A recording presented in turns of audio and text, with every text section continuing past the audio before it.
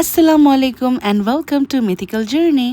আজকে আমরা ভিজিট করব ওয়ার্ল্ডের বিগেস্ট কারু পণ্যের আউটলেট আড়ং, যেটা ধানমন্ডিতে গতকাল ওপেন করা হয়েছে। এই বিল্ডিংয়ে টোটাল 7টা ফ্লোর আছে এবং এর প্রত্যেকটাতেই বিশাল পরিসরে বিভিন্ন কারুপণ্য, ছেলেদের মেয়েদের পোশাক, বাচ্চাদের পোশাক, হস্তশিল্পের জিনিসপত্র, বাসার গৃহসজ্জার জিনিস সবকিছু সুন্দরভাবে সাজানো আছে। যে আমি, আম্মু, মিম আমরা প্রথমে চলে গেলাম, রাফি একটু পরে গাড়িটা পার্ক করে এসেছে।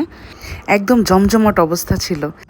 একদিকে দেখলাম রিং লাইট বসিয়ে প্রমোশনাল ভিডিও শুট হচ্ছে, তাই ভাবলাম আমি বা বাদ যাবো কেন, বানিয়ে ফেলি একটা ভিডিও। সো হিয়ার ইট গোস।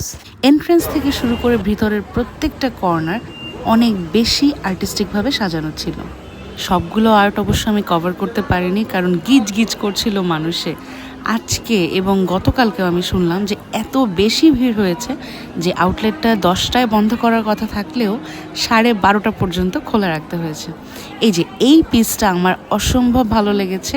এখানে আমরা দেখতে পাচ্ছি ছোট বড় বিভিন্ন মাটির এবং কাঁসার এবং পিতলের প্লেটস, তারপর চায়ের কাপ, মাটির ভাঁড়, পিঠার ছাঁচ, মানে একদম আমাদের হস্তশিল্প কারুশিল্প তৈরিতে যে মাটির প্রোডাক্টগুলো লাগে সবগুলোই এখানে শোকেস করা হয়েছে। এবং শুনলাম এটা তৈরি করতে নাকি 6 মাসেরও বেশি সময় লেগেছে। শুধু এটাই না, এরকম আরও অনেক আর্ট পিসেস পুরো এই ধানমন্ডি আড়ংয়ের আউটলেটের আশেপাশে ছড়িয়ে ছিটিয়ে আছে, যার মধ্যে সবচেয়ে উল্লেখযোগ্য হচ্ছে এই আর্ট পিসটা। এই 7 তলা সমান উঁচু পুরো আর্ট পিসটা নকশি কাঁথার মতো ফোঁড় দিয়ে করা, এতটাই ঘন এবং মিহি সুতোর বুননে করা যে একটু দূর থেকে দাঁড়ালে মনে হয় এটা একটা পেন্টিং, আর একটু কাছ থেকে দাঁড়ালেই একটা ইন্টারেস্টিং ব্যাপার খেয়াল করা যায়। এই যে নামগুলো, এনারাই এই পেন্টিংটাকে কমপ্লিট করেছেন, মানে সুতার কাজটাকে। এই শিল্পীদেরকে ক্রেডিট দেওয়ার ব্যাপারটা আমার কাছে খুবই ভালো লেগেছে। আমরা মূলত গিয়েছিলাম একটু এক্সপ্লোর করতে নতুন জায়গাটাকে, আর কিডস সেকশন থেকে কিছু কাপড় চোপড় কিনতে, তাই আমরা একেবারে একটানে উঠে চলে গেলাম কিডস সেকশনে। কিডস সেকশনটা এত বেশি সুন্দর করে সাজানো ছিল, ও মাই গড! একদম বাচ্চাদের থিমে করা, মানে ছাদের ডেকোর থেকে শুরু করে আশেপাশে সব জায়গায় দেখা যাচ্ছিল বিভিন্ন অ্যানিমেলস, হাতি, তারপরে একটা দোলনার মতো এরিয়া ছিল, ওখানে বাচ্চারা খেলছিল, লাফালাফি করছিল, আর বাবা মারা এদিকে শপিং করছিল।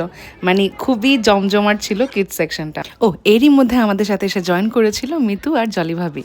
আমরা মহিলারা যতটা এনজয় করছিলাম, এই ভাইজান ততই বিরক্ত হচ্ছিলেন।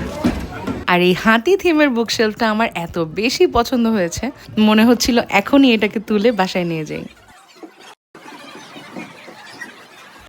এই মিনিয়েচার রুমগুলো অনেক বেশি কিউট, তাই না?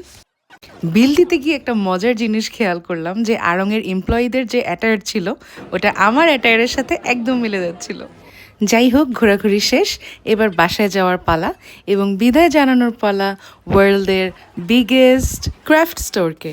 সো আজকের ব্লগ এই পর্যন্তই, নেক্সট ব্লগে আবার দেখা হবে ইনশাল্লাহ। And don't forget to like, share, follow and subscribe. আল্লাহ হাফেজ।